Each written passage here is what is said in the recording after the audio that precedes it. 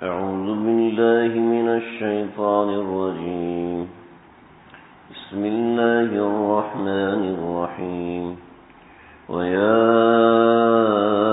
آدم اسكن أنت وزوجك الجنة فكلا من حيث شئتما ولا تقربا هذه الشجرة فتكونا من الظالمين. فوسوس لهما الشيطان ليبدي لهما ما وري عنهما من سوآتهما وقال ما نهاكما ربكما عن هذه الشجرة إلا أن تكونا ملكين أو تكونا من الخالدين. صدق اللہ العظیم. سورۃ الاعراف کی یہ آیت نمبر 19 سے لے کر آیت نمبر 25 تک ہمارا اگلا مضمون ہے. بہت سی دیگر جگہوں پہ سورہ طٰہٰ میں بھی ہے، سورہ بقرہ میں بھی ہے. 25 مقامات پر اس کا ذکر ہے. 25 مقامات ہیں اور 65 آیات ہیں. میں نے پچھلی دفعہ ذکر کیا تھا. حضرت آدم علیہ السلام کی پیدائش، شیطان کی پیدائش، زمین کی تخلیق اور اس کے بارے میں چیزیں میں ذکر کر چکا. بغیر کسی مقدمہ اور تمہید کے میں آگے ذکر کروں گا، اور یہ موضوع میں نے کوشش کی تھی کہ ہماری 2 نشستوں میں پورا ہو جائے، لیکن آج بھی یہ موضوع پورا نہیں ہوگا. انشاءاللہ اگلی نشست تک یہ موضوع جائے گا. حضرت آدم علیہ السلام جنت میں رکے، جنت کے اندر سے کتنا عرصہ رہے، پھر جنت کے اندر سے کس طرح نکلے، کس وجہ سے نکلے، پھر زمین پر آئے اور زمین پر کیا کچھ لے کر آئے، زمین میں کس مقام پر اترے. آج ہم یہ ساری باتیں اگلے 35-40 منٹ کے اندر سنیں گے، سمجھیں گے. قرآن میں یہ مضمون 65 مقامات پر ہے. 25 مقامات پر ہے، 65 آیات ہیں، اور 25 مقامات پر ہے قرآن مجید میں یہ مضمون جو آج ہم اس کو سمجھ رہے ہیں. مختلف جگہ پر مختلف پیرائے میں، کبھی ترتیب اوپر کبھی نیچے. جو اس جگہ کا میں نے انتخاب کیا، اس کے اندر ایک ترتیب سے اللہ رب العزت نے ساری بات ذکر کی ہے، اور میں انشاءاللہ اس کے وضاحت اور مفہوم میں ساتھ ہی عرض کروں گا. وَيَا آدَمُ اسْكُنْ أَنْتَ وَزَوْجُكَ الْجَنَّةَ. یہ پچھلی ساری بات کے بعد شیطان کو مردود کر دیا اور مقامات اس مقام سے نکال دیا. تو اللہ رب العزت نے آدم علیہ السلام سے کہا اسکن انت وزوجک الجنہ، کہ تو اور تیری بیوی جنت میں رہ. اب یہ اللہ رب العزت بات کو مختصر ذکر فرماتے ہیں تاکہ بات واضح ہو جائے. جہاں پر تکرار ہے وہاں ہمارے جیسا تکرار نہیں ہے. جیسے ہم کسی کام کا تکرار کرتے ہیں ویسا تکرار اللہ کے کلام میں نہیں ہے. اللہ کے تکرار میں ہر جگہ پہ الگ بات ہوتی ہے، الگ موضوع ہوتا ہے. اور میں 4 سال سے درس قرآن دے رہا ہوں، اور روزانہ فجر کے بعد، روزانہ کبھی ابھی تو یہاں مسجد افسا میں تو ہم نے کبھی عید کے دن بھی ناغہ نہیں کیا تھا، لیکن میری مسجد دور ہے تو وہاں کبھی کبھار آگے پیچھے ہو جاتا ہے. کبھی تو رات کی کبھی ایک دن مصروفیت کی وجہ سے میں ہفتے میں رکھتا ہوں کہ میں وہاں پہ نہیں جاتا، ورنہ تقریباً ہفتے میں 6 دن درس قرآن ہوتا ہے روزانہ. اور میں نے 3-4-5 سال کے اندر قرآن مجید میں جہاں بھی تکرار دیکھا کسی وجہ سے دیکھا، کسی وجہ سے اللہ نے اس قصے کو دوبارہ ذکر کیا، کئی بار ذکر کیا. اس کے مفہوم اور معانی اس کے اندر سے الگ الگ مضامین اخذ کیے، الگ الگ باتیں اخذ کی، اور بہت سی باتیں. تو یہ جو تکرار ہے یہ کسی ایسی وجہ سے نہیں ہے. کبھی موقع ہوا تو اس کی وجوہات بھی ہم دیکھیں گے. ہمارا موضوع ہے آدم علیہ السلام اسکن انت وزوجک الجنہ، کہ تو اور تیری بیوی جنت میں رہ. یہ ایک بڑا طویل بات ہے. آدم علیہ السلام کی عمر بعض روایات کے مطابق 16 سال ہو گئی. ٹھیک ہے جی، 16 سال ہو گئی. اور حضرت آدم علیہ السلام بعض روایت میں اور عمر ہے، اور بعض روایتوں میں عمر کا ذکر نہیں. بھئی آپ کیا کر رہے ہیں؟ ٹی شرٹ ہے، آپ کو اس سائڈ پہ بیٹھ جائیں، پھر ہاتھ لگائیں گے. تو حضرت آدم علیہ السلام کی یہ عمر تھی. حضرت آدم علیہ السلام ایک رات جنت میں آرام کر رہے تھے. بعض روایتوں میں ہے کہ حضرت آدم علیہ السلام جنت میں آرام نہیں کرتے تھے، وہاں پر جنت کے تقاضے نہیں، دنیاوی تقاضے نہیں تھے، بلکہ آدم علیہ السلام کو اللہ نے صرف اونگ ڈالی، اور اونگ ڈالنے کے بعد آدم علیہ السلام کی بائیں طرف سے اللہ رب العزت نے حضرت حوا علیہ السلام کو پیدا کیا. اونگ سے بیدار ہوئے یا پھر نیند سے بیدار ہوئے تو اپنے بائیں طرف ایک کپڑے میں لپٹی چیز کو دیکھا. حضرت آدم علیہ السلام کو جو لباس پہنایا تھا اللہ رب العزت نے جنت کا، وہ لباس ایسا تھا کہ حضرت آدم علیہ السلام کو اس کے لباس ہونے کا احساس نہیں تھا، اس کے سطر ہونے کا پتہ نہیں تھا، لیکن وہ کپڑے میں لپٹی ہوئی چیز تھی. تو آدم علیہ السلام نے فرمایا ما هذه العورة، یہ کپڑے میں چھپی ہوئی چیز کیا ہے؟ اب یہاں سے یہ تو بات روایتوں میں ذکر ہے ما هذه العورة، حضرت آدم علیہ السلام کی زبان کیا تھی، ہم اس کے بارے میں انشاءاللہ آگے ذکر کریں گے. بعض روایتوں میں لاطینی، بعض میں یونانی، بعض میں عربی اور بعض میں مختلف زبانیں، ہم انشاءاللہ اس کو موقع ہوا تو آگے ذکر کریں گے. تو حضرت آدم علیہ السلام نے جب یہ ذکر کیا تو فرشتوں نے تھوڑا سا ہنسنے کے انداز میں کہ اس کو یہ بھی نہیں معلوم، تو فرشتوں نے پوچھا تم جانتے نہیں ہو کہ یہ کون ہے؟ جب حضرت آدم علیہ السلام نے پوچھا کہ ما هذه العورة، یہ کپڑے میں چھپی ہوئی چیز کیا ہے، تو اللہ رب العزت نے جواب دیا کہ انہا زوجتک، یہ تمہاری بیوی ہے. اللہ جی یہ کس لیے ہے میری بیوی؟ تو آدم علیہ السلام کو اللہ رب العزت نے جواب دیا کہ یہ اس لیے ہے کہ تاکہ تم اس سے سکون حاصل کرو. بعض روایتوں میں کہ یہ خود حوا نے جواب دیا تھا کہ میں اس لیے ہوں کہ تاکہ آپ میرے پاس سکون حاصل کریں، آپ میرے پاس اطمینان حاصل کریں. تو اس بات کے اوپر استدلال جو ہے وہ اس آیت سے ہے یا ایھا الذین آمنوا اتقوا ربکم الذی خلقکم من نفس واحدہ، اے لوگو اللہ سے ڈرو کیونکہ ہم نے تم کو صرف ایک جان سے بنایا ہے. اور کیسے بنایا کہ وخلق منھا زوجھا، اسی سے ہم نے اس کی بیوی کو بنایا. بہت سے محدثین، بہت سے مفسرین اور خاص طور پہ ہمارے ائمہ حنفیہ وہ اس بات کے قائل نہیں ہے کہ عورت پسلی سے بنی ہوئی ہے، اور خاص حضرت شیخ الاسلام حضرت مفتی تقی عثمانی صاحب نے بھی اس کے اوپر بڑے دلائل دیے ہیں. لیکن یہاں پر بات اتنی سی ہے کہ حضرت آدم علیہ السلام سے حضرت حوا علیہ السلام بنی تو کیسے بنی کچھ معلوم نہیں ہے. لیکن کچھ معلوم نہ ہونا یہ ایک الگ بات ہوتی ہے، اور کچھ روایات ایسی ہیں جن کے خلاف کچھ بھی نہیں ہے، تو ان روایات سے اس مسئلے کو سمجھا جا سکتا ہے. لہذا یہ بات سمجھی جا سکتی ہے اس آیت سے وَخَلَقَ مِنْهَا زَوْجَهَا کہ اس سے اس کی بیوی کو بنایا. سیدنا ابن عباس رضی اللہ تعالیٰ عنہ کی روایت ہے کہ حضرت امام مجاہد رحمۃ اللہ علیہ سے کہ وہ فرماتے ہیں حضرت ابن عباس نے فرمایا کہ اس بائیں پسلی سے بنایا اور پھر بائیں طرف کی پسلی سے بنایا، ایک روایت، اور ایک روایت ہے کہ سب سے نیچے والی پسلی سے بنایا. تو حضرت آدم علیہ السلام کی پسلی سے اور اس جگہ سے جو اللہ نے گوشت نکالا وہاں سے پسلی نکالی گئی، اور پسلی نکال کے وہاں سے حضرت حوا علیہ السلام کو اس پسلی کے ذریعے سے بنایا گیا. تو حضرت حوا علیہ السلام کو اللہ رب العزت نے اس پسلی سے بنایا. انسانوں میں سب سے زیادہ خوبصورت حضرت یوسف علیہ السلام تھے، اور دوسرے حضرت آدم علیہ السلام تھے.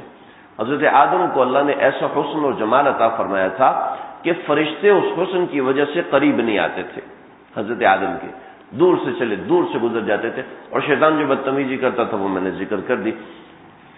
تو فرشتے ان کے حسن اور جلال کی وجہ سے قریب بھی نہیں آتے تھے.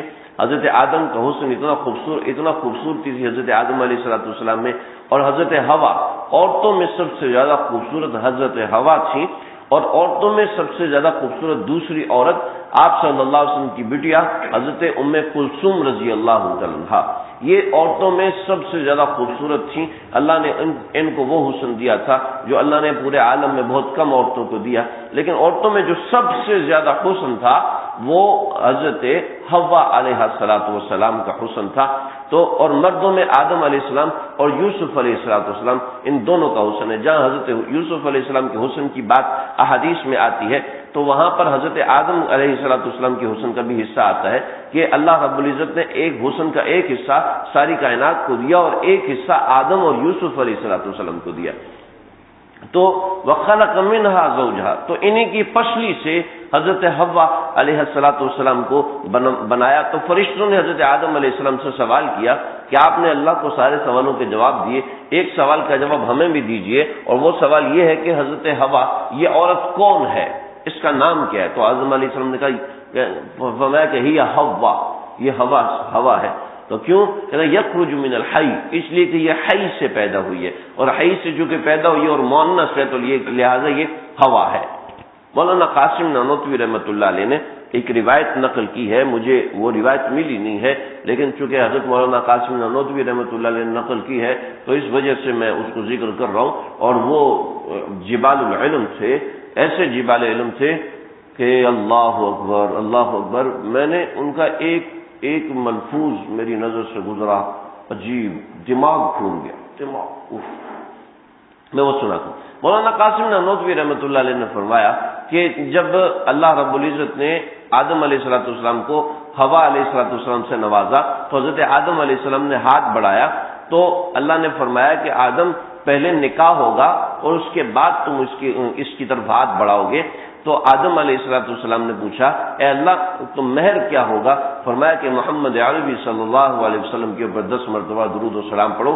بعض جگہوں پر انہوں نے فرمایا کہ بعض جگہوں 20 مرتبہ درود و سلام پڑھو، یہی تمہارا مہر ہوگا۔ اللہ، کائنات کا پہلا نکاح، اس کے اندر مہر ہمارے آقا کے نام کا رکھا گیا، سبحان اللہ۔ اور بعض لوگ کہتے ہیں نا اللہ کے نبی نعوذ باللہ قبر میں مردہ ہیں، نعوذ باللہ من ذالک، ایسی بات کرتے ہیں۔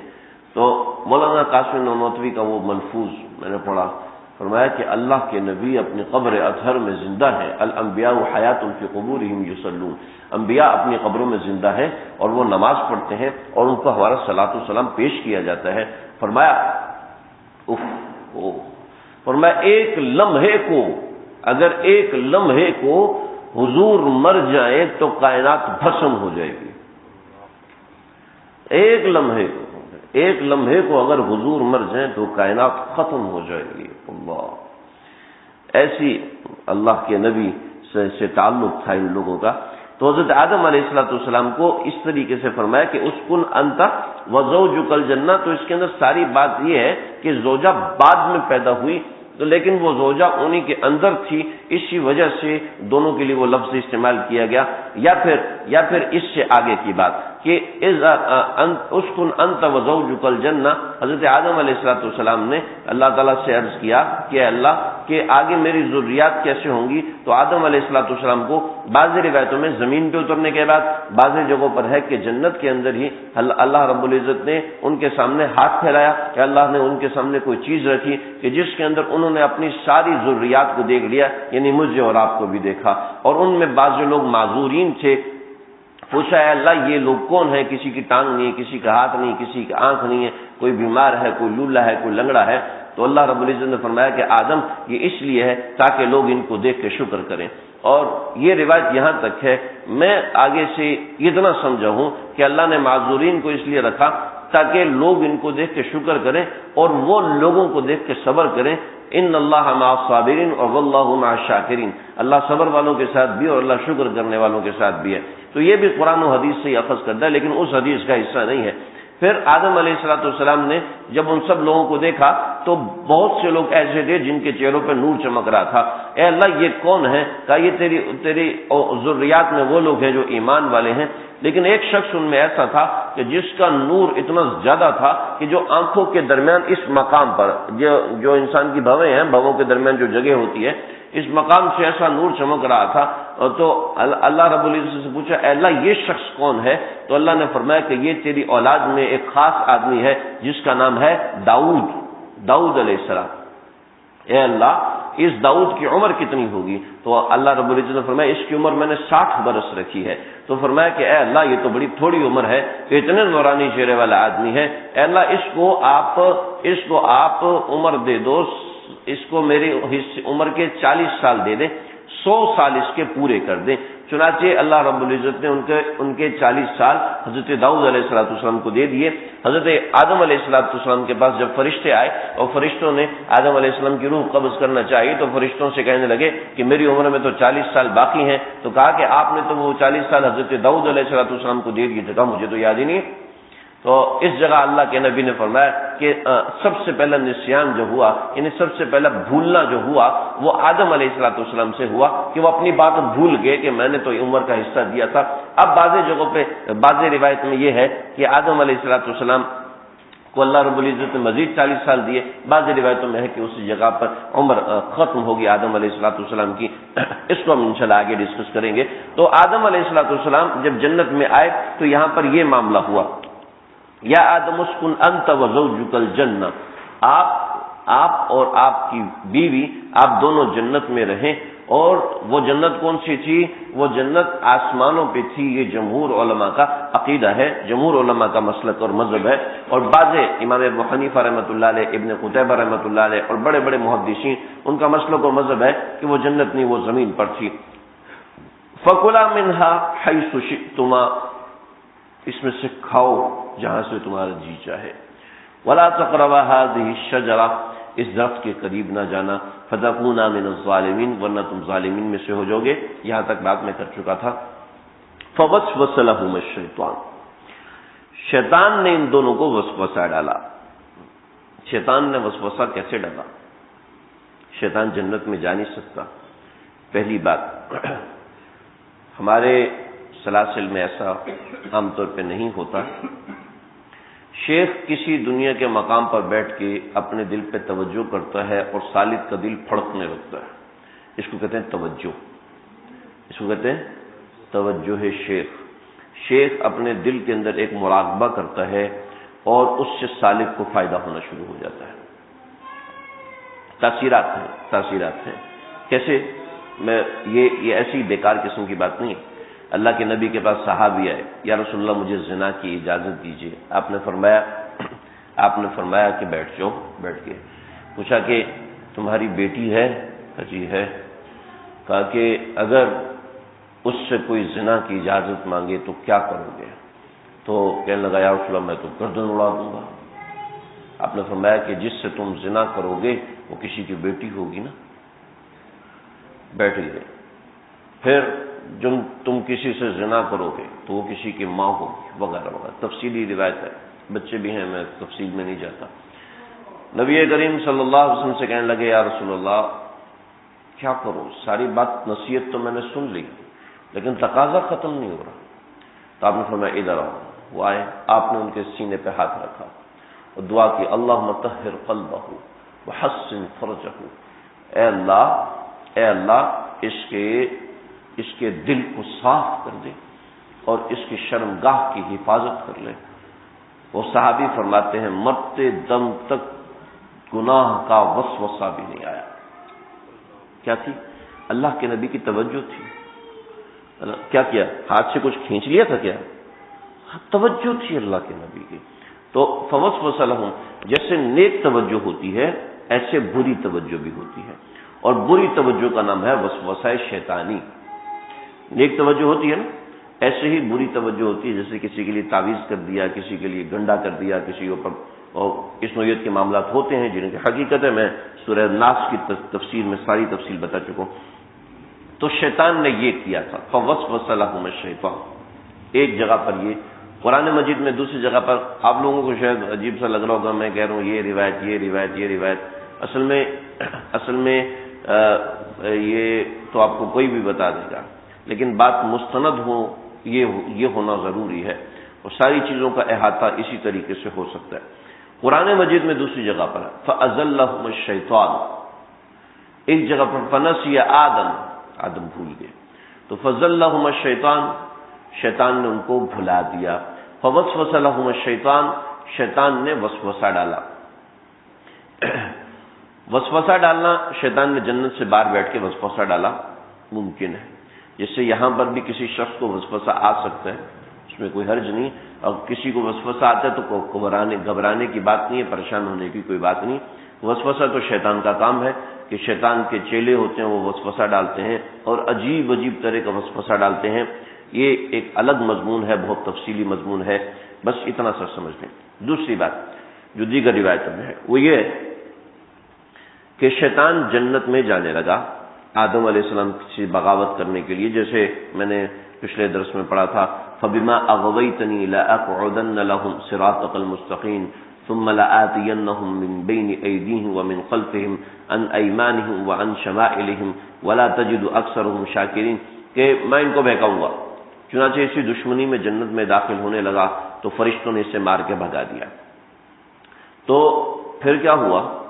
پھر یہ جانوروں کے پاس آیا اور جانوروں سے کہنے لگا کون جانور ہے جو مجھے پناہ دے گا، میں آدم سے کچھ بات کرنا چاہتا ہوں.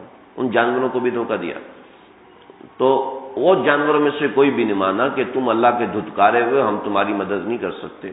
تو اس میں سانپ جو تھا وہ سانپ نے کہا کہ چلو میرے ساتھ.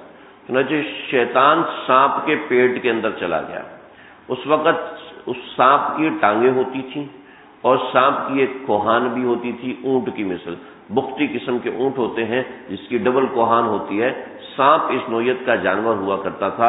تو یہ جنت کے اندر گیا اور شیطان اس کے پیٹ میں تھا اور شیطان نے آدم علیہ السلام سے بات کی کہ میں آپ کو ایک ایسی بات کرنا چاہتا ہوں جس کا یہاں پہ ذکر کیا. کیا ذکر کیا؟ ما نہاکما ربکما عن ہذہ الشجرہ، تمہارے پروردگار نے تمہیں یہ درخت کھانے سے روکا ہے نا. پتہ کیوں روکا ہے؟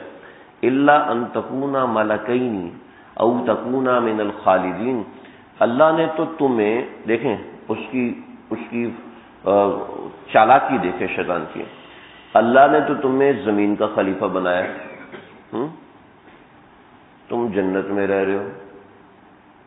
اس کا مطلب ہے کہ اللہ تمہیں جنت سے نکالیں گے اور تمہیں ایک پودا کھانے سے روک دیا ہے نا. جی روکا ہے. تو کیوں اللہ نے روکا ہے؟ اگر تم یہ پودا کھا لو گے نا تو تم پکے جنتی ہو جاؤ گے. تو اللہ تمہیں پکا جنتی نہیں بنانا چاہتے، تمہارے لیے تو دنیا بنائی تو تمہیں وہاں بھیجنا چاہتے ہیں. تو اس وجہ سے تمہیں نکالنا چاہتے ہیں. تو آدم علیہ السلام جب یہ بات سنی وقاسمہما انی لکما لمن الناصحین، اور میں تمہیں قسم دیتا ہوں کہ میں تمہیں نصیحت کرنے والا ہوں، میں غلط بات نہیں کرتا. فدلہما بغرور، اور ان کو دھوکہ دے کر لے کے آیا. فلما ذاقا الشجرہ، جب انہوں نے اس درخت کو کھا لیا تو بدت لہما سوآتہما، پھر ان کے کپڑے اتر گئے. پھر آگے معاملہ تو میں بھی عرض کرتا ہوں. تو یوں شیطان نے آدم علیہ السلام کو بہکایا. کسی کے ذہن میں بھی سوال اٹھ سکتا ہے کہ کوئی کتنا بھی بہکائے اللہ کا حکم تو نہیں توڑ سکتے تھے، ہے نا. اللہ کا حکم نہیں توڑ سکتے، اور اللہ نے قرآن میں یہی کہا. کیا جواب ہے؟ ساری روایتوں کا خلاصہ میں نے آپ کو سنایا. جس کا جواب ہے وہ اتنا ہی ہے کہ آدم علیہ السلام بھول گئے تھے. یہ کیسے بھولے تھے؟ یہ صوفیاء ہی اس کی تشریح کر سکتے ہیں، محدثین اور مفسرین اس کی تشریح نہیں کر سکتے.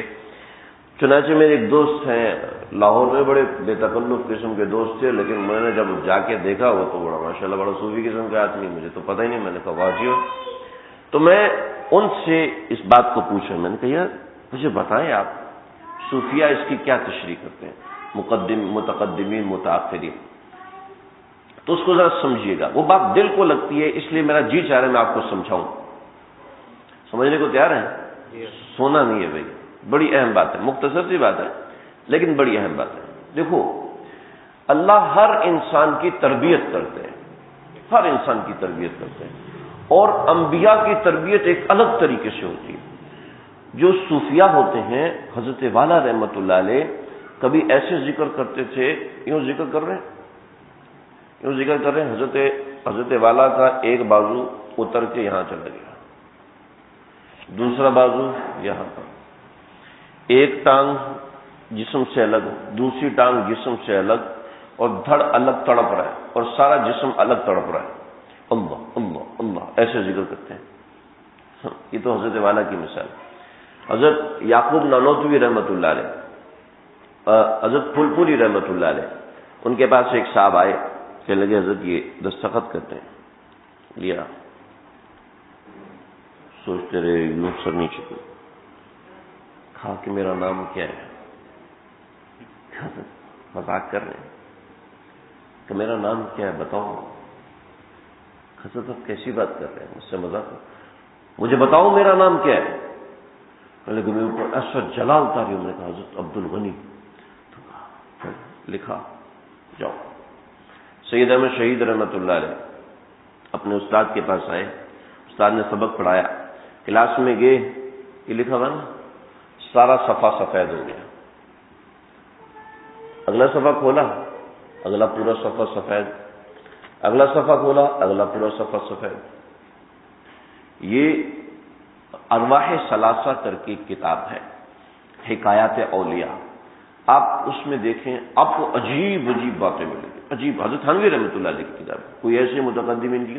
حضرت تھانوی رحمۃ اللہ علیہ کی اردو میں کتاب ہے، اور علی اختر صاحب تو اگر شروع کر دیں نا تو رات میں شروع کر دیں تو صبح تک ختم کر لیں گے. لیکن اتنی مزیدار کتاب ہے کہ چھوڑنے کا جی نہیں چاہتا.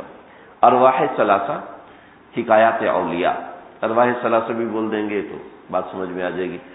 وہ کتاب حضرت تھانوی کی لکھی ہوئی بڑی زبردست کتاب ہے. اس میں عجیب عجیب طرز کی باتیں، ہمارے اکابرین اولیاء اللہ کی باتیں. میں ان کا چھوٹا سا حوالہ اس لیے پیش کرنا چاہتا ہوں کہ یہ لوگ جب اللہ کا ذکر کرتے ہیں تو محو ہو جاتے ہیں اور رحمتاً گوش کائنات سے کٹ جاتے ہیں.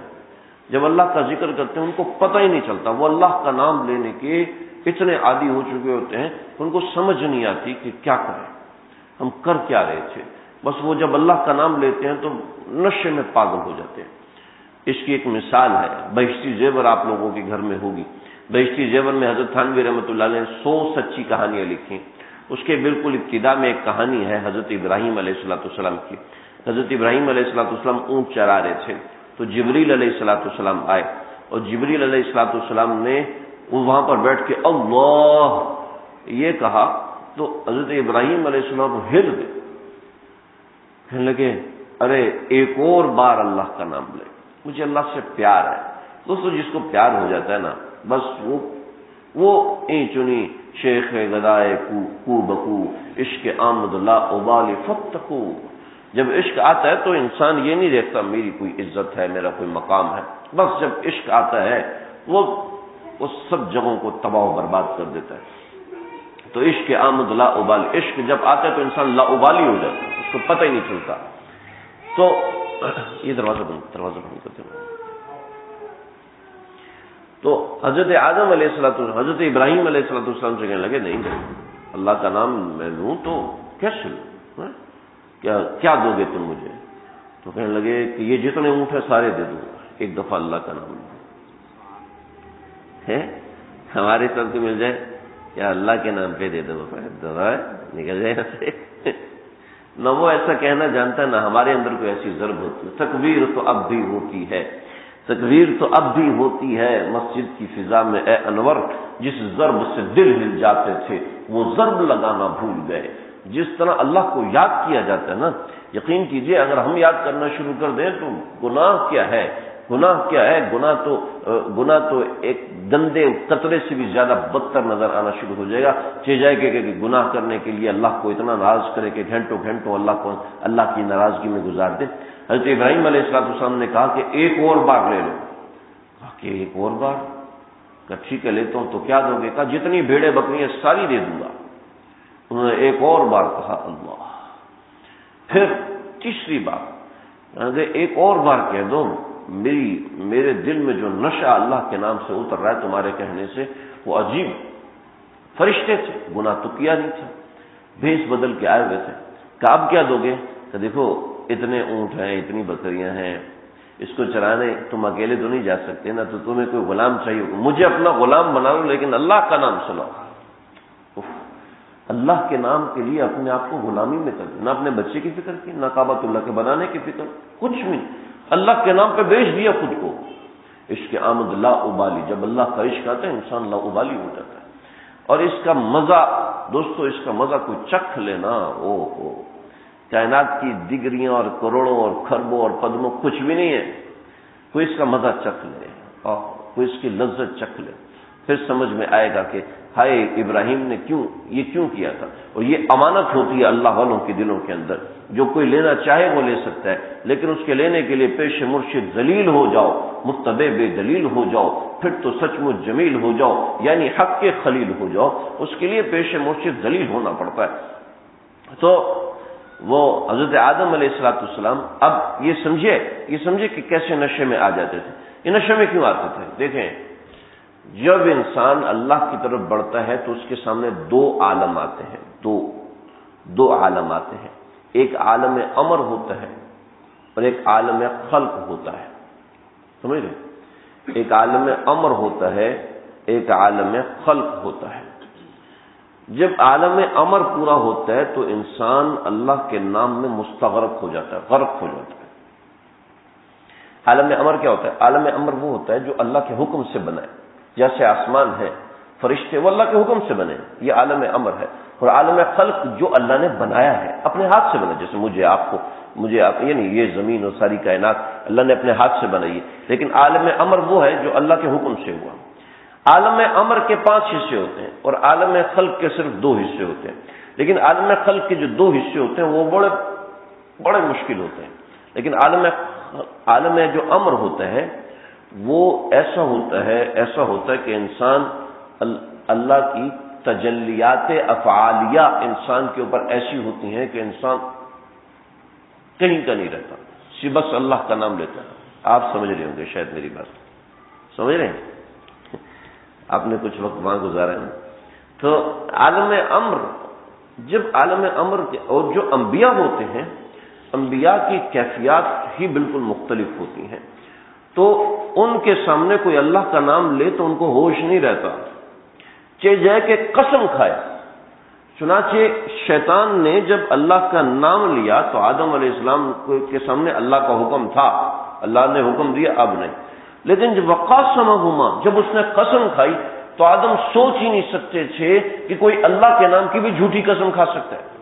ان کے وہم و گمان میں بھی نہیں تھا کہ کوئی اللہ کا نام لے کے جھوٹ بول سکتا ہے، چاہے کوئی اللہ کا دشمن ہے، چاہے کچھ ہے، اللہ کا نام لے کے کوئی جھوٹ بول ہی نہیں سکتا، اللہ کا نام لے کے کوئی جھوٹی قسم کھا ہی نہیں سکتا۔ جو عدالتوں میں نہیں گیا نا وہ یہی کہتا ہے، اور جو عدالتوں میں جاتا ہے وہ کہتا ہے مولوی صاحب باز کرو، ہم جانتے ہیں اللہ کا نام، قرآن اٹھا کے لوگ جھوٹ بول رہے ہوتے ہیں، ہے نا، ایسے ہے نا۔ اور جو عدالتوں میں نہیں گیا، اللہ ہماری حفاظت فرمائے، اللہ ہمیں دور رکھے ان عدالتوں سے اور پولیس کے کیسوں سے۔ جو عدالتوں میں گیا ہوا ہے وہ بڑے اچھے سے جانتا ہے کہ یہ حالات کیا ہوتے ہیں۔ تو آدم علیہ السلام تو مستغرق ہو گئے جب اللہ کا نام سنا، اور جب مستغرق ہو گئے تو اس استغراق کے عالم میں ان سے یہ بھول ہو گئی، اور استغراق کے عالم میں کوئی مجنون بھی طلاق دے دے تو طلاق نہیں ہوتی، کوئی سویا ہوا آدمی طلاق دے دے تو طلاق نہیں ہوتی۔ لہذا آدم علیہ السلام سے گناہ نہیں ہوا، خطا ہوئی، گناہ نہیں ہوا، اس لیے اس کو اللہ نے ولم یجد لہ عزما، حضرت آدم کا تو ارادہ ہی نہیں تھا، حضرت آدم کا ارادہ ہی نہیں تھا، وہ تو ایسے مستغرق تھے کہ فنسیا، بھول گئے۔ اور اس عالم میں ہر بندہ بھول جاتا ہے، اس عالم میں ہر بندے کسی کو یاد، اس لیے کہتے ہیں کہ جب شیخ دیکھتا ہے کہ میرے سالک پر اس نوعیت کے حالات ہیں تو وہ کبھی بیان بند کر دیتا ہے، کبھی اس کو جھٹکا دیتا ہے، کبھی اس کو ڈانٹ دیتا ہے، کبھی اس کی پابندیاں لگا دیتا ہے، کبھی اس کے ساتھ کوئی ایسا معاملہ کرتا ہے جو کہ بالکل انہونا قسم کا ہوتا ہے جس سے وہ رونے لگتا ہے، تو اس کی کیفیات افعالیہ تبدیل ہونے لگتی ہیں۔ چنانچہ آدم علیہ السلام کو ترقی دینی تھی، ترقی دینے کے لیے آدم علیہ السلام کو عالم خلق میں بھیجا، یعنی زمین میں بھیجا، سمجھ رہے؟ یہ وہ بات ہے جس سے دل بڑے اچھے سے اطمینان ہوتا ہے کہ آدم، میں اور آپ، ابا منع کرتے بیٹا اس کو ہاتھ نہیں لگانا، کرنٹ لگے گا، تو ہم کتنے بھی ہوں نہیں لگائیں گے، کتنے، حضرت آدم نے کیسے لگا دی؟ سمجھ میں آتا ہے کہ حضرت آدم علیہ السلام تو مستغرق تھے، اور مستغرق آدمی کو کرنٹ بھی لگا تو اس کو پتہ نہیں چلتا، اس کو کاٹو پیٹو اس کو پتہ نہیں چلتا، جو بے ہوش ہوتا ہے اس کو نہیں پتہ چلتا۔ تو آدم علیہ السلام تو اللہ کی قسم سن کے گئے، فَدَلَّهُمَا بِغُرُورٍ، اور یہ آیت دلیل ہے کہ ان کو لے کے گیا دھوکے سے لے کے گیا، دھوکہ دیا، اور دھوکہ تو کوئی بھی کھا سکتا ہے، المؤمن غر کریم، مومن تو زیادہ ہوتا ہے، دھوکہ کھا جاتا ہے۔ فلما ذاق الشجرہ، جب انہوں نے درخت کو چکھا تو بدت لہما سوآتہما، اکثر روایت کے مطابق گندم ہے، بعض روایت میں کھجور ہے، بعض میں زیتون ہے، اور بعض میں ایک اور ہے، میں نے پچھلی دفعہ تفصیل بتائی تھی۔ وطفقا یخصفان فتفقا یخصفان علیہما من ورق الجنہ، حضرت آدم علیہ السلام نے جب دیکھا کہ ہمارے سفر کھل گئے تو پہلی مرتبہ ان کو احساس ہوا کہ لباس کوئی چیز ہوتی ہے، ورنہ اس سے پہلے ان کو لباس کا کوئی احساس نہیں ہوتا تھا۔ آدم علیہ السلام بھاگے ہیں، جب بھاگے ہیں تو آدم علیہ السلام کے بال مبارک ایک درخت میں پھنس گئے۔ جب وہ درخت میں پھنسے ہیں تو آدم علیہ السلام کو اللہ نے آواز دی کہ اے آدم کہاں بھاگ رہے ہو، کہاں بھاگ رہے ہو؟ تو کہا اے اللہ میں آپ کی شرم کی وجہ سے بھاگوں۔ فتفقا یخصفان، بعض روایتوں میں وہ زیتون کا درخت تھا کہ جن کے پتوں کو حضرت آدم علیہ السلام اور حضرت حوا نے اپنے اوپر چمٹایا تھا، تو وہ چپک گئے تھے ان دونوں کے جسم اطہر سے۔ تو یخصفان علیہما من ورق الجنہ وناداہما ربہما، پھر ان کے پروردگار نے ان کو پکارا، الم انہاکما عن تلکما الشجرہ، کیا میں نے تمہیں اس درخت سے منع نہیں کیا تھا؟ واقل لکما ان الشیطان، اور پھر تمہیں کہا بھی تھا کہ شیطان تمہارا کھلا دشمن ہے، لیکن پھر بھی تم نے ان کی بات سن لی۔ اس کے بعد اللہ رب العزت نے، میں ایک آیت درمیان سے روک رہا ہوں کیونکہ یہ ترتیب سے ہٹ کر ہے، میں انشاءاللہ آگے اس کو ذکر کرتا ہوں۔ قال اهبطوا بعضكم لبعض عدو، اب میں تمہیں زمین پہ اتارتا ہوں۔ تو اللہ رب العزت نے آدم علیہ السلام کو زمین میں اتارا۔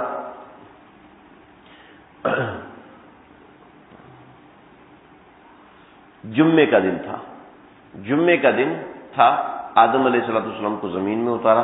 اللہ کے نبی نے فرمایا کیا مبارک دن ہے کہ اللہ نے پیدا کیا آدم کو تو جمعے کا دن تھا، جب اللہ نے جنت میں داخل کیا تو جمعے کا دن تھا، جب جنت سے نکالا تو جمعے کا دن تھا، جب موت دی تو جمعے کا دن تھا۔ تو یہ جمعے کا دن بہت مبارک دن ہے۔ اللہ تعالیٰ نے آسمان سے بہت سی چیزیں آدم علیہ السلام کے ساتھ اتاری، میں ان کا بھی ذکر کرتا ہوں۔ آدم علیہ السلام کو جب زمین پر اتارا تو آدم علیہ السلام کو جنت کے اندر کتنا عرصہ گزارا؟ جنت کے اندر بعض روایتوں میں 1 ساعت، بعض میں 2 ساعت، بعض میں 3، بعض میں 4، بعض 6 تک جاتی ہے۔ 6 ساعت گزارے، اور 6 ساعت، اور جو صحیح روایت ہے وہ یہ ہے کہ ظہر، یعنی صحیح تو ساری ہی ہے، جو زیادہ سمجھ میں آتی ہے وہ یہ ہے کہ ظہر سے لے کے عصر تک کے درمیان کا جو وقت تھا آدم علیہ السلام جنت میں رہے، اور یہ جو وقت تھا یہ تقریباً 83 سال 4 مہینے کا وقت تھا۔ تو جنت کے اوقات تو زمین کے اوقات سے مختلف ہیں، لیکن یہ وہ زمانہ تھا جو 83 سال 4 مہینے کا وقت تھا جس میں آدم علیہ السلام جنت کے اندر رہے۔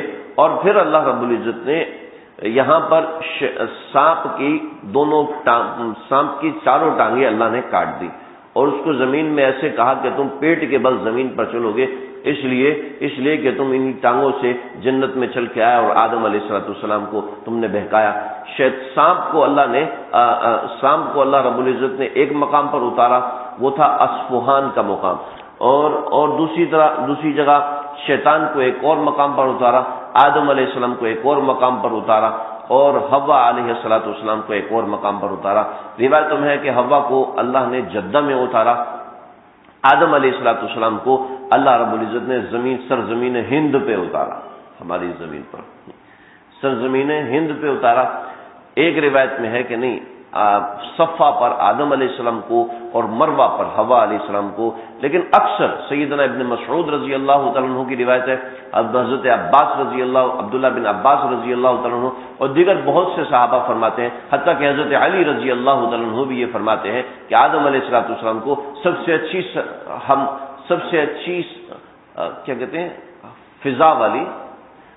اچھی فضا والی زمین سرزمین ہند پہ اتارا، اور ایک پہاڑ کے اوپر اتارا، اور ایسے اتارا کہ آدم علیہ السلام کے پاؤں پہاڑ پر تھے اور ان کا سر مبارک وہ آسمان کو لگ رہا تھا، اور جس سے آدم علیہ السلام آسمان پہ ہونے والی بات چیت سنا کرتے تھے اور جنت کی ہوا کو سونگا کرتے تھے، اس کو محسوس کیا کرتے تھے۔ لیکن فرشتے چونکہ آدم علیہ السلام سے ڈرتے تھے تو آدم علیہ السلام کا قد اللہ رب العزت نے بعد میں اتنا چھوٹا کیا کہ وہ صرف 60 ہاتھ رہا۔ 60 ہاتھ حضرت آدم کا قد رہا، جو کہ آج کے حساب سے 140 یا 150 فٹ کے درمیان، یعنی اتنا بڑا آدم علیہ السلام کا قد تھا، تقریباً اتنا ہی حضرت حوا کا قد تھا۔ تو آدم علیہ السلام یوں زمین پر اترے۔ کچھ چیزیں ہیں، میں انشاءاللہ آپ کو اس میں سے عرض کرتا ہوں۔ حضرت ابن عباس رضی اللہ تعالیٰ سے مروی ہے کہ آدم علیہ السلام جب نازل ہوئے تو ان کے ساتھ کیا کیا نازل ہوا۔ تو ان کے ساتھ جو نازل ہوا اس کا تعلق جنت کے درختوں، جنت کی ہوا اور وادیوں سے جڑا ہوا تھا، اور وہاں کی خوشبو دنیا میں آتی تھی، بس یہ خوشبو جنت کی ہوا کی وجہ سے ہوتی تھی۔ آدم علیہ السلام کے ساتھ حجر اسود نازل ہوا، وہ اس وقت برف سے زیادہ سفید تھا۔ حضرت موسیٰ کا عصا نازل ہوا جو کہ جنت کے درخت ریحان کا تھا، اس کی لمبائی 10 ذراع تھی، یعنی حضرت موسیٰ کے قد مبارک کے برابر تھی۔ اسی طریقے سے درختوں سے نکلنے والا گوند اور لوہے کی سل اور ہتھوڑا اور لوہے کا چمٹا نازل ہوا۔ جب آدم علیہ السلام پہاڑ پر اترے تو لوہے کی بڑی شاخ دیکھی جو کہ پہاڑ پر اگی ہوئی تھی، اسے دیکھ کر فرمایا کہ یہ ہتھوڑا اسی کی جنس میں سے ہے۔ پس وہ ہتھوڑے کو اس سے توڑنا شروع، پھر ہتھوڑے کے ساتھ اس شاخ کو توڑنا شروع ہوئے، اور شاخ پرانی اور کمزور ہو چکی تھی۔ پھر اسی پر آگ روشن کی یہاں تک کہ وہ پگھل گیا۔ اس کے بعد انہوں نے اس لوہے سے چھری بنائی، جو کہ بنانے والی چیزوں میں سب سے پہلی ایجاد ہے۔ پھر اس کے ساتھ دوسرے کام کرتے تھے چھری کے ذریعے سے، درخت کاٹنا وغیرہ وغیرہ۔ پھر ایک تنور بنایا، اور یہ وہی تنور ہے جو حضرت نوح علیہ السلام کو وراثت میں پہنچا تھا۔ اور ہند میں پانی کی آزاد کی وجہ سے پانی جو شروع ہوا تھا وہ اسی تنور سے شروع ہوا تھا۔ حضرت نوح علیہ السلام کا اس کے بعد انشاءاللہ ذکر آئے گا تو اس میں اس تنور کا ذکر ہوگا۔ آدم علیہ السلام جب زمین پر اترے تو اس وقت ان کا سر آسمان کو چھوتا تھا، اسی وجہ سے ان کے سر کے اگلے حصے کے بال، پیشانی کے بال گر گئے تھے۔ پھر ان کی اولاد بھی ننگی پیشانی کے ساتھ پیدا ہوئی۔ آدم علیہ السلام کے طویل قد کی وجہ سے جنگل کے جانور ان سے ڈرتے تھے۔ پھر وہ اس وقت انسان سے وحشت کھاتے تھے۔ آدم علیہ السلام اس وقت پہاڑ پر کھڑے ہو کر فرشتوں کی آوازیں سنتے اور جنت کی ہوا سے لطف اندوز ہوتے۔ پھر ان کا قد 60 ذراع تک چھوٹا کر دیا گیا۔ ان کی وفات تک پھر ان کا یہی قد رہا۔ آدم علیہ السلام جیسا حسن ان کی اولاد میں سوائے یوسف کے کسی کے اندر جمع نہیں ہو سکا۔ اور یہ بھی کہا جاتا ہے کہ آدم علیہ السلام زمین کی طرف اترے تو اس وقت اللہ نے 30 قسم کے پھل انہیں توشے کے طور پر دیے۔ ان میں 10 چھلکے والے، 10 گٹلی والے اور 10 ایسے تھے کہ نہ جن کا چھلکا تھا اور نہ گٹلی تھی۔ 10 جو چھلکے والے تھے ان میں بعض ایسے ہیں جن کو ہم جانتے ہیں، بعض ایسے جن کو ہم نہیں جانتے۔ ان میں سب سے پہلے اخروٹ پٹھان نہیں بھائی، ناراض نہیں ہونا، پھر ہنسی آ گئی۔ وہ ہمارے مفتی شاہ ولی اللہ صاحب کا مذاق اڑا رہے تھے نا، تمہارا ابا اخروٹ ہے یا پٹھان ہے؟ تو مفتی شاہ ولی اللہ کہنے لگے ان سے کو اخروٹ ہے، پٹھان نہیں ہے۔ پھر اس سے وہ مجھے یاد آ گیا۔ اخروٹ، نمبر 2 بادام، نمبر 3 پستہ، نمبر 2 بندق، یہ بندق ایک پھل ہے، نمبر 5 خشخش، جو خشخاش ہوتی ہے نا باریک سی خشخش، نمبر 6 بلوت کا پھل، یہ بھی کوئی پھل ہوگا، اور نمبر 2 شاہ بلوت کا پھل، اور نمبر 8 سیاہ چمکدار بغیر گٹلی والی کھجور، نمبر 9 انار، اور نمبر 10 کیلا۔ یہ تمام پھل جو وہ ہیں جو کہ جنت میں بھی ہیں۔ اور پھر 10 گٹلی والے پھل، یہ وہ ہیں جو کہ چھلکے والے پھل ہیں۔ اب یہ گٹلی والے پھل کہ آڑو یہ جنت سے نازل ہوا، خوبانی، آلو بخارا، کھجور، سبیرا یہ ایک پھل ہے، ایک بیر یہ بھی، شفتالو یہ ایک پھل ہے جو کہ آج کل حکیم استعمال کرتے ہیں۔ عناب سمجھتے ہیں؟ عناب کیا ہوتا ہے؟ عناب یہ انگور کی طرح کا ایک پھل ہوتا ہے، اس میں بڑا موٹا سا بیج ہوتا ہے۔ بعضے کہتے ہیں کہ نہیں یہ انگور ہی ہے، جو موٹے والا انگور ہوتا ہے یہ نازل ہوا تھا۔ نمبر 9 گولر، اور نمبر 10 درخت شاہ لوج کا پھل، یہ بھی کوئی ہوگا ہمیں نہیں پتا اس کا۔ اور بغیر چھلکے اور بغیر گٹلی والے 10 پھل تھے۔ نمبر 1 سیب، نمبر 2 بہیا، نمبر 3 ناشپاتی، نمبر 4 انگور، نمبر 5 شہتوت، نمبر 6 انجیر، نمبر 7 لیمو، نمبر 8 خرنوب، نمبر 9 کھکڑی، نمبر 10 تربوزہ، خربوزہ میرا بچہ اس کو تربوزہ کہتا ہے۔ تو حضرت آدم علیہ السلام یہ والے پھل لے کے نازل ہوئے، اور یہ والے پھل لے کر حضرت آدم علیہ السلام زمین پر آئے ہیں۔ بعض روایتوں میں ہے کہ آدم علیہ السلام ان پتوں پہ لپٹے ہوئے تھے جو پتے انہوں نے اپنے اوپر لپیٹے تھے، اور وہ پتے جب ٹوٹ کے زمین پہ گرتے تھے تو جہاں وہ زمین پہ گرتے تھے وہاں پر درخت اگاتے تھے، وہاں پر باغات اگنا شروع ہو گئے تھے۔ تو یہ کچھ باتیں تھی زمین تک آنے کی، اور زمین پر آنے کے بعد اس کے ساتھ کیا معاملات ہوئے، کعبۃ اللہ کی تعمیر کیسے ہوئی، کعبۃ اللہ میں کون کون سا پتھر استعمال ہوا، اس میں کیا روایت ہیں، وہ باتیں ہیں انشاءاللہ اس کا آئندہ درس میں ذکر کروں گا۔ پھر حضرت آدم علیہ السلام کی اولاد ہوئی، اور پھر حابیل اور قابیل کا جھگڑا ہوا، اس کے بعد حضرت آدم علیہ السلام کی اولاد ہوئی، ان کا جانشین کون بنا، یہ مختصر سی بات ہے، انشاءاللہ آئندہ اس کا ذکر کروں گا۔ اللہ تعالیٰ مجھے آپ کو ہم سب کو سمجھنے کی، عمل کرنے کی توفیق عطا فرمائے۔ ایک بات اس درس میں رہ گئی، اور وہ یہ تھی جو سب سے اہم بات ہے، اور وہ یہ ہے کہ حضرت آدم علیہ السلام اور حضرت حوا ان دونوں نے اللہ سے معافی مانگی، اور اپنے اپنے مقام پر معافی مانگی۔ اور کیسے معافی مانگی؟ اتنی معافی مانگی کہ جہاں جہاں حضرت آدم علیہ السلام کے آنکھوں سے قطرے گرے تھے وہاں پر اللہ نے چشمے تیار کیے، اور وہاں پر اللہ رب العزت نے گلاب اور چنبیلی کے پھول نکالے۔ تو جو پھول نکلے ہیں وہ آدم علیہ السلام کے پسینے کے آنسوں کی برکت سے نکلے ہیں، یہ بھی بعض روایت میں ہے۔ اور حضرت آدم علیہ السلام اتنا روئے کہ بعض روایت میں 15 سال، بعضوں میں 40 برس، کہ آدم علیہ السلام اتنا رونے کے بعد پھر جب ان کی معافی ہوئی تو وہ معافی کے لیے جو کلمات تھے وہ یہ تھے، قالا، جو میں درمیان میں آیت چھوڑ دی تھی، قالا ربنا ظلمنا انفسنا وان لم تغفر لنا وترحمنا لنكونن من الخاسرین فتلقى آدم من ربه کلمات فتاب علیہ، سورہ بقرہ میں ہے۔ فتلقى آدم علیہ السلام کو ہم نے کچھ کلمات سکھائے، اور وہ کلمات یہ تھے، ربنا ظلمنا انفسنا وان لم تغفر لنا وترحمنا لنكونن من الخاسرین۔ یہ الفاظ سب کو آتے ہیں بھائی؟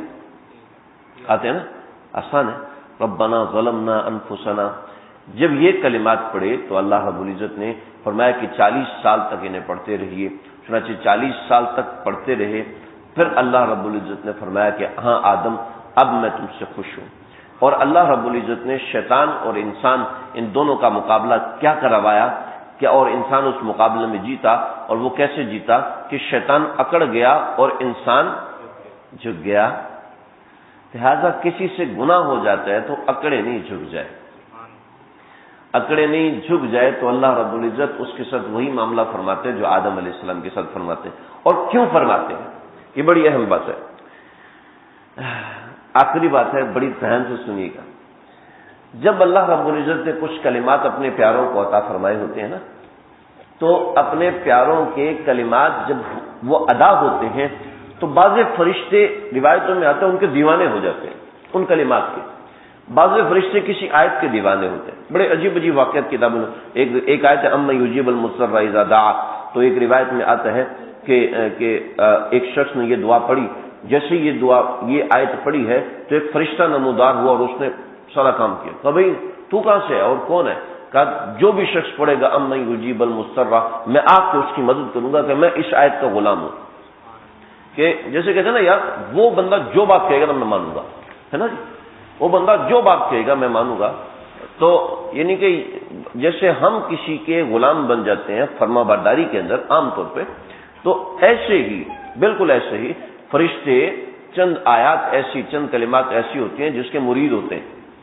یہ آسان سمجھانے کے لیے کہ وہ اس کے مرید ہوتے ہیں، تو وہ جب فرشتے دیکھتے ہیں کہ آدم علیہ السلام نے یہ کلمات پڑھے تھے، یونس علیہ السلام نے یہ کلمات پڑھے تھے، ابراہیم علیہ السلام نے یہ کلمات پڑھے تھے، آقا مدنی محمد عربی صلی اللہ علیہ وسلم نے یہ کلمات پڑھے تھے اور پھر اللہ نے ان کو محبت سے دیکھا تھا، اللہ نے ان کو توجہ سے دیکھا تھا، تو اے اللہ یہ بندہ بھی انہی کی نقل میں وہی کلمات اسی زبر زیر کے ساتھ دوہرا رہا ہے، اے اللہ اس کی بھی سن لے جیسے تو نے اس کی سنی تھی۔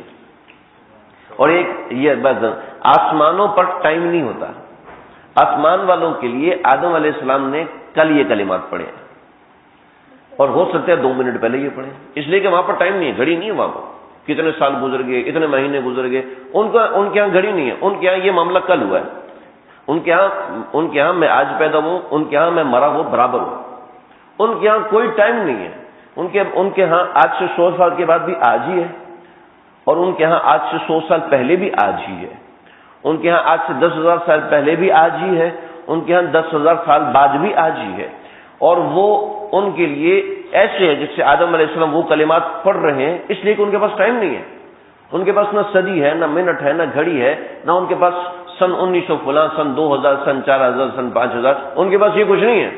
وہ کہتے ہیں کل آدم نے پڑھے تھے، ابھی آدم نے پڑھے تھے، کچھ دیر پہلے آدم نے پڑھے تھے، ابھی یہ پڑھ رہے ہیں، اللہ جی اس کی تو سن رہے ہیں، اس کی کیوں نہیں سن رہے؟ اللہ یہ تو وہی پڑھ رہے ہیں جو وہ پڑھ رہا ہے، تو اس کی تو سن رہے ہیں، اس کی بھی تو سن لیں، تو فرشتے سفارشی بن جاتے ہیں۔ لہذا کسی سے کبھی کوئی خطا ہو جائے، مسنون دعائیں جو خاص طور پہ مناجات مقبول میں وہ ساری دعائیں جمع ہیں جو اللہ کے نبی نے ہاتھ اٹھا کے مانگی تھی، اللہ رب العزت نے اللہ اپنے نبی کو سکھائی تھی، اور ہمارے نبی کبھی وہ کلمات زبان سے نہیں کہتے جو اپنے من میں آیا ہو، بلکہ جو اللہ نے سکھایا ہو وہی کہتے ہیں۔ جیسے آدم علیہ السلام نے حضرت حوا کو نے وہی جملہ بولا جو اللہ نے سکھایا تھا، اپنے کلمات سے تو 15 سال معافی مانگتے رہے، 40 سال معافی مانگتے رہے، جب اللہ نے سکھایا کہ ان کلمات سے معافی مانگو، جب ان کلمات سے معافی مانگی تو اللہ رب العزت نے اسی وقت معاف کر دیا، پھر شکرانے کے طور پر 40 سال تک اور اللہ تعالیٰ سے روتے رہے۔ یہ زمین کے ساتھ ہوا، پھر زمین پہ آ کے روزی کا انتظام کیسے ہوا اور اولاد کیسے ہوئی، انشاءاللہ ذکر ہوگا۔ اللہ تعالیٰ مجھے، آپ کو، ہم سب کو آدم علیہ السلام کی صحیح ذریت بننے کی توفیق عطا فرمائے اور ان کے نقش قدم پہ چلنے کی توفیق عطا فرمائے۔ وآخر دعوانا الحمدللہ رب العالمین۔ ربنا تقبل منا انك انت السميع العليم وتب علينا انك انت التواب الرحيم۔ اے دونوں جہانوں کے پروردگار، اے دونوں جہانوں کے پالنہار، میری ہم سب کی بگڑی بنا دیجیے، ہمیں اپنا تعلق خاص نصیب فرما دیجیے۔ تیرے پیارے نبی کا ذکر ہو رہا ہے، تیرے دنیا میں سب سے پہلے نبی کا ذکر ہو رہا ہے، تیرے اس نبی کا ذکر ہو رہا ہے جس کا تو نے قرآن میں کئی بار ذکر فرمایا ہے، کئی بار اس کی مثالیں دی۔ ہم اپنے بابا کا ذکر کر رہے ہیں، بابا آدم کا ذکر کر رہے ہیں، اللہ ان کے ذکر کے واسطے سے اے اللہ ہم سب کی جملہ مقاصد حسنہ پورے فرما دیجیے، ہمیں اپنے تعلق کی دولت دے دیجیے، اے اللہ ان کے لطائف قلبیہ سے ہمیں حصہ عطا فرمائیے، ان کے تعلقات خاصہ سے ہمیں حصہ عطا فرمائیے، اے اللہ ان تک یہ خبر پہنچا دیجیے کہ ماڈل کالونی کے اندر اس مقام پر بیٹھے ہوئے اے اللہ ہم چند دیوانے، چند مستانے، چند ان کو یاد کرنے والے یاد کر رہے ہیں آپ کے قرآن کے ذریعے سے، اے اللہ ان کا دل ہم سے خوش فرما دیجیے، اے اللہ ان کا دل ہم سے خوش فرما دیجیے، انہوں نے ہمیں جس طبقے میں دیکھا ہے اے اللہ ہمیں اس نیک طبقے میں سے بنا دیجیے جس کی طرف ان کی نظر پڑی ہے۔ اللہ انہوں نے تو ہمیں دیکھا، ہم نے تو انہیں نہیں دیکھا، بس ذکر کے ذریعے سے، ان کے ذکر کے ذریعے سے ہم ان کو جھانکنے کی کوشش کر رہے ہیں۔ اے مالک، اے دونوں جہانوں کے پروردگار، اے دونوں جہانوں کے پالنہار، ان کے صدقے ہماری بگڑی بنا دیجیے، ان کے صدقے ہمیں اپنا تعلق خاص نصیب فرما دیجیے۔ اے دونوں جہانوں کے مالک، ہماری جملہ خطاؤں کو معاف فرما دے، ہمارے گناہوں کو معاف فرما دے، ہماری کمیوں کو معاف فرما دے، ہماری کوتاہیوں کو معاف فرما دے، ہماری سستی کو معاف فرما دے، ہماری کاہلی کو معاف فرما دے، اپنے تعلق کی دولت دے دے، اپنے تعلق کی دولت نصیب فرمائیے۔ ہمارے جملہ صغیرہ کبیرہ، وہ گناہ جو جان بوجھ کے کیے، وہ گناہ جو انجانے میں کیے، اللہ جی معاف فرما دیجیے۔ اللہ ہمارے جملہ مقاصد حسنہ پورے فرمائیے۔ اللهم ربنا تقبل منا انك انت السميع العليم وتب علينا انك انت التواب الرحيم وصلى الله تعالى على خير خلقه محمد وآله وصحبه اجمعين۔ ربنا تقبل